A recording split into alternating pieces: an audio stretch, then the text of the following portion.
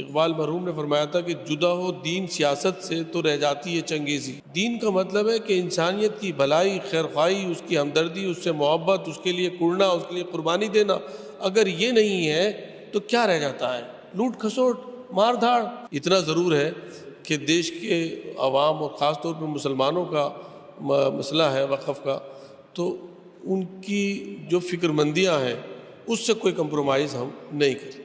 اعظم خان صاحب جو ہے وہ پارٹی کے وریشٹھ نیتا ہیں، تھے اور رہیں گے، اور جو بھی کوئی پریشانی کے عالم میں ہوتا ہے ہم ان کے لیے دعائی کرتے ہیں کہ آپ رحمت للعالمین تھے، آپ نے اپنے جانی دشمنوں کو معاف کیا، آپ ان لوگوں کی نادانی اور جہالت سے صرف نظر کر لیں، وہاں سے ہٹ جائیں اور آپ پر درود پڑھیں اور اس مجلس سے چلے جائیں جہاں یہ بےہودگی ہو رہی ہو۔ سب جبکہ سیاست میں نمائندگی کو مسلمانوں کی کمزور کرنے کی پرزور کوشش ہو رہی ہے۔ رامپور سے مولانا محب اللہ ندوی چناؤ جیتے، آپ پارلیمنٹ کی مسجد کی امامت کرتے ہیں، ہمارے ساتھ ہیں اس وقت۔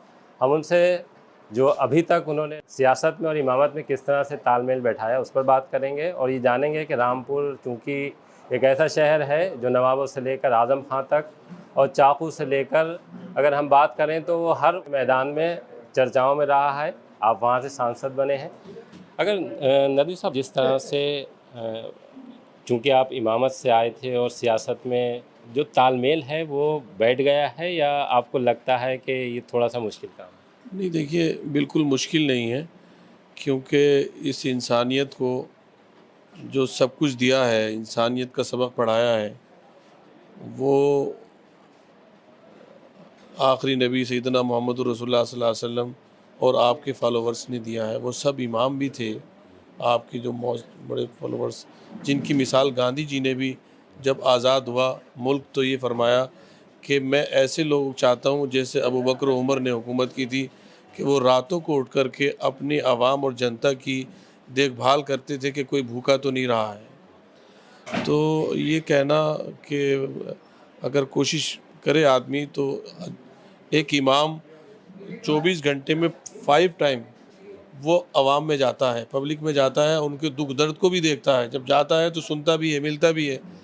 تو کوئی کیا چیز ہے جس کی ضرورت ہے، کیا کہنا ہے اس کو، کس سے کہنا ہے، 5 مرتبہ اس کو فیس کرنا ہوتا ہے عوام کو۔ تو تال میل کرنا کوئی مشکل کام نہیں ہے۔ جہاں بھی انسان نماز پڑھتا ہے وہ میں سمجھتا ہوں کافی لوگوں کے ساتھ پڑھتا ہے، اور اس کے باہر اس کے سبھی لوگ اس کے منتظر بھی رہتے ہیں۔ پبلک میں رہنا ہے، پبلک کو سمجھنا ہے، پبلک کے دکھ درد میں شریک ہونا ہے، تو وہ آدمی جو 5 ٹائم شریک ہو رہا ہے، میں سمجھتا ہوں وہ تو بڑا اچھا تال میل ہے۔ اور پھر اس کے علاوہ ایک جمعہ ہوتا ہے جس میں کہ سب لوگ جمع ہوتے ہیں، تو وہاں بھی ایک اچھا موقع ہوتا ہے کہ تمام ہفتے بھر کے معاملات کو سمجھایا جائے، آنے والی چیزوں کا ذکر کیا جائے، صحیح رہنمائی کی جائے اور انسانیت کی تعمیر کی جائے۔ جو رحمت للعالمین کا پیغام رحمت ہے سب کے لیے، اس کو عام کیا جائے۔ 24 گھنٹے اگر ہم بات کریں نمائندگی کی، تو ایک نمائندے کو 24 گھنٹے وقت جنتا کو دینا پڑتا ہے، تو کیا ابھی اس کے لیے وقت نکال رہے ہیں؟ نہیں، بالکل۔ اچھا، اب دیکھیے، میں نے معلومات کی کہ بہت اچھے پارلیمنٹرین جو پارلیمنٹ میں بھی اچھے رہے ہوں اور اپنی کانسٹیٹنسی میں بھی اچھے رہے ہوں، تو میں ان کا نام نہیں لوں گا چونکہ پارٹی کا مسئلہ ہوتا ہے، تو لیکن ایک صاحب کے بارے میں پتہ چلا کہ وہ 3 دن ہفتے میں اپنی کانسٹیٹنسی میں دیتے تھے، تو کانسٹیٹنسی نے کبھی ان کو مایوس نہیں کیا، بلکہ وہ سب کی آنکھوں کا تارہ بنے رہے۔ تو مجھے امید ہے کہ انشاءاللہ ہم بھی 3 دن کم سے کم 3 دن دیں گے تو سبھی جگہوں کو کور کر لیں گے انشاءاللہ۔ اچھا، جس ضلع سے آپ آتے ہیں اسی ضلع سے ایک بار یہ بہت پرزور طریقے سے مانگ اٹھی تھی کہ جو سیاست اور امامت ہے دونوں الگ الگ ہوں، جو سیاست داں ہیں انہیں سیاست کرنے دی جائے اور جو امام ہیں انہیں امامت کرنے دی جائے۔ دیکھیے، یہ ایک نظریہ ہے کچھ لوگوں کا، ہمارے یہاں جو نظریہ ہے وہ بالکل الگ ہے۔ اقبال مرحوم نے فرمایا تھا کہ جدا ہو دین سیاست سے تو رہ جاتی ہے چنگیزی، جدا ہو دین سیاست سے تو رہ جاتی ہے چنگیزی، کہ اگر دین کا مطلب ہے کہ انسانیت کی بھلائی، خیرخواہی، اس کی ہمدردی، اس سے محبت، اس کے لیے کڑنا، اس کے لیے قربانی دینا، اگر یہ نہیں ہے تو کیا رہ جاتا ہے؟ لوٹ کھسوٹ، مار دھاڑ، اسی کو کہا اقبال نے۔ کہ اگر دین اور سیاست کو علیحدہ کر دیا جائے تو چنگیزی کے سوا رہ کیا جاتا ہے. تو اس لیے، اور آپ دیکھیں گے 1857 سے لے کر 1947 تک جو علماء کا کردار رہا ہے، خود آپ کے شہر بریلی اور کیا کہتے ہیں حافظ رحمت خان 1857 میں ان کی تاریخی سلسلہ ہے، اور مولانا فضل حق خیر آبادی، محمود الحسن دیوبندی، اور کتنے علماء کرام، مولانا حضرت موہانی، مولانا آزاد، مولانا حسین مدنی، یہ سب سلسلہ ہے علماء کرام کا. یہ وہی لوگ تھے، وہی سیاسی رہنما تھے جو دین سے بھی واقف تھے. اس لیے جو انہوں نے قربانیاں دیں وہ کسی کے حصے میں نہیں آئیں. لیکن بہت بڑی سیٹ ہے وہ. جیسے ہم مولانا ابوالکلام کی بات کریں تو پہلے سانسد تھے وہاں سے، اور پھر اس کے بعد جتنے بھی سانسد وہاں سے رہے ہیں بہت دگگج رہے ہیں. اور آپ چونکہ پہلی بار ہی چناؤ لڑے اور پہلی بار پھر پارلیمنٹ میں پہنچ گئے ہیں، تو اب اس سیٹ پر جو آپ کی تیاری ہے، اس طرح سے آپ عوام سے جڑ رہے ہیں یا ان کے لیے کام کرنے جا رہے ہیں، وہ کس طرح ہے؟ دیکھیے بہت اچھا سوال ہے آپ کا، کہ مجھ سے زیادہ سب سے بڑے لوگ تھے. مولانا آزاد کی کوئی مثال نہیں اس وقت پورے ملک میں، ان کی طرح کا کوئی آدمی آ جائے. اور بھی لوگ رامپور میں سمجھتا ہوں سبھی لوگ مجھ سے پہلے جو گزرے وہ سینئر ہیں. میرا تو اتنا سا مدعا ہے اپنے عوام کے لیے، رامپور کے عوام کے لیے، کہ ان کے بچوں کی تعلیم کا بہتر انتظام ہو جائے، اور ان کی صحت کے لیے کوئی ایمس کی طرح کی کوئی فیسلٹی ہو جائے، بڑا اسپتال ہو جائے، جس سے رامپور کی عوام اپنے بچوں کی تعلیم اور اپنے بیماروں کی فکر کے لیے در بدر ان کے مستقبل کے لیے پریشان نہ ہو. آپ جے پی سی میں بھی ہیں اس میں، جس میں وقف بورڈ کا معاملہ گیا ہوا ہے کہ وقف قانون میں جو بدلاؤ کی مانگ ہو رہی ہے، تو اسے لے کر کوئی ابھی مسودہ تیار ہوا یا کوئی ابھی میٹنگ ہوئی ہو یا آپ نے وہاں بات رکھی ہو اپنی؟ نہیں، دیکھیے کسی بھی میٹنگ کی بات باہر، چونکہ اب اس کا ہم حصہ ہیں تو کرنا مناسب نہیں ہوتا، اور یہ سنت بھی ہے کہ مجلس امانت ہوتی ہیں. وہاں اتنا ضرور ہے کہ دیش کے عوام اور خاص طور پہ مسلمانوں کا مسئلہ ہے وقف کا، تو ان کی جو فکر مندیاں ہیں اس سے کوئی کمپرومائز ہم نہیں کرتے، نہ کریں گے. پہلی بار جب میں آپ سے رامپور بات کرنے گیا تھا تو آپ نے اعظم خان کے حق میں دعا کی تھی، تو ابھی بھی کر رہے ہیں؟ ہاں بالکل. اعظم خان صاحب جو ہے وہ پارٹی کے وریشٹھ نیتا ہیں، تھے اور رہیں گے، اور جو بھی کوئی پریشانی کے عالم میں ہوتا ہے ہم ان کے لیے دعا ہی کرتے ہیں. نہیں کچھ امید ہے کہ نہیں دعا، ارے دعا سے بڑھ کر کیا چیز ہے؟ دعا تو آخری چیز ہے، دعا تو عبادت کا حصہ ہے، دعا تو عبادت کا مغز ہے، دعا تو بہت بڑی چیز ہے. اچھا کوئی اور ایسا کام جو آپ نے سوچ رکھا ہو کہ رامپور کے لیے، جو آپ نے ابھی تک محسوس کیا ہو کہ یہاں پہ اس کی کمی ہے؟ جیسے آپ اسپتال کی بات تو کر ہی رہے ہیں. دیکھیے اسپتال کی بات کر رہے ہیں، اور ہم جو ہے وہ چھوٹی چھوٹی انڈسٹریز یہاں پر آئیں اس کی بات کر رہے ہیں.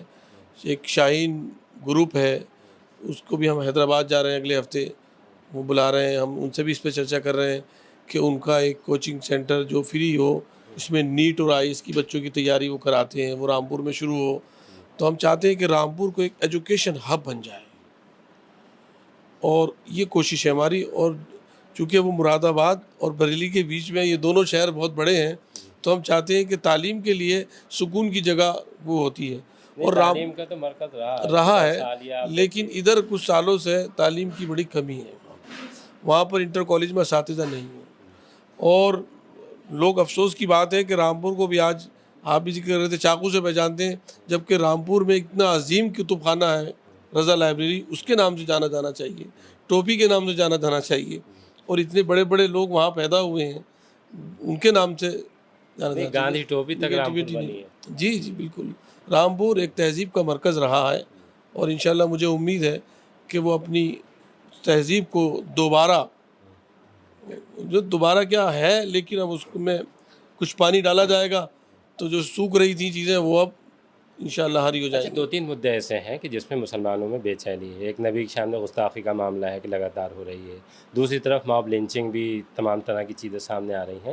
تو مسلمانوں کے لیے کیا کہنا چاہیں گے کہ انہیں کیا کرنا چاہیے؟ دیکھیے بہت اچھا سوال ہے آپ کا.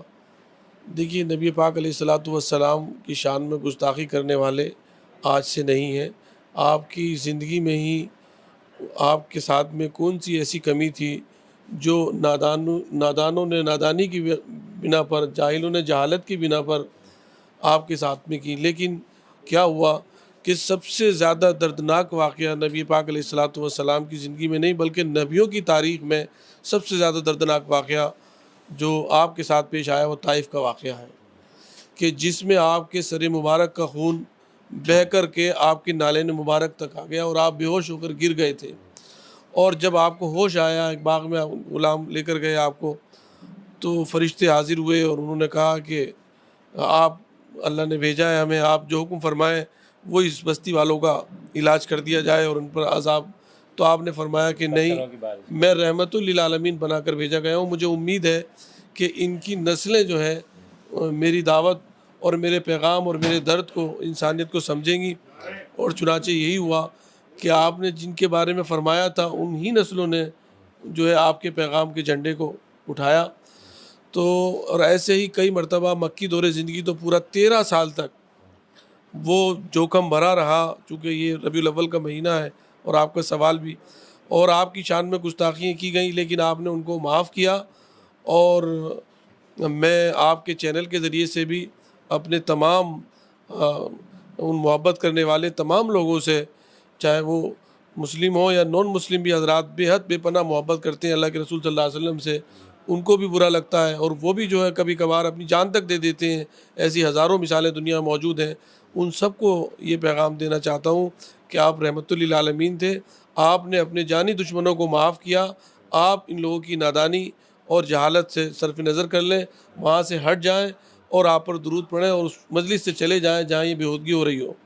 دوسری چیز جو آپ نے کہی موب لنچنگ کی، بے شک انسانیت کے لیے اس سے زیادہ شرمناک واقعہ کوئی نہیں ہو سکتا، اور رب العالمین کو سب سے زیادہ ناراض کر دینے والی چیز یہ ہے کہ اس کا بنایا ہوا انسان جو کائنات میں سب سے زیادہ حسین ترین پھول انسان ہے، اس دھرتی اور سنسار میں، اس آکاش، اس زمین اور ارض و سما میں سب سے خوبصورت پھول اللہ نے اگر کسی کو بنایا ہے تو وہ انسان کو خود بنایا ہے، خود اپنی روح اس میں پھونکی ہے قرآن پاک میں کہ میں نے اپنی روح اس میں پھونکی.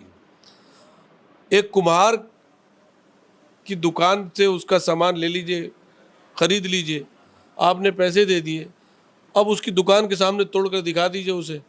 اگر وہ غیرت مند کمہار ہوتا ہے تو فوراً آپ کو روک دے گا، غصہ ہو جائے گا، ناراض ہو جائے گا. آپ اپنی دولت کا نشہ کہیں اور دکھائیے گا، آپ نے میری دکان کے سامنے ہی میرے ہنر کی توہین کی ہے. تو آپ غور کیجئے کہ انسان کو رب العالمین نے بنایا ہے تو وہ کتنا ناراض ہوتا ہوگا جب کوئی اس کے بنائے ہوئے پھول کو، اس کے بنائے ہوئے انسان کو کوئی جو ہے وہ اس کی توہین اور اس کی اہانت، اس کی بے توقیری اور اس کی انسلٹ کر کے اس کو مارے گا. ابھی آپ نے رامپور کے سانسد مولانا محب اللہ ندوی کو سنا، آپ نے مسلمانوں کو بھی پیغام دیا ہے اور ایک بار پھر کہا ہے کہ وہ اعظم خان کے لیے دعا کر رہے ہیں. دیکھیے ان کی دعا اگر قبول ہوگی تو جس طرح سے لوگ چاہ رہے ہیں کہ اعظم خان جیل سے باہر آئیں، وہ کب جیل سے باہر آئیں گے ان کے لیے انتظار کرنا پڑے گا. فی الحال اس وقت محب اللہ صاحب انجینئر رئیس احمد خان کے آواز پر ہیں. یہاں ایک گیٹ ٹوگیدر تھا جس میں سانسد آملہ کے نیرج موریہ بھی تھے، رامپور سے افروز علی خان بھی آئے ہوئے تھے، شاہجہاں پور سے تنویر احمد آئے تھے، وجے پال سنگھ بھی یہاں ہیں، اور بھی سماج وادی پارٹی کے بڑے نیتا اس وقت یہاں موجود ہیں.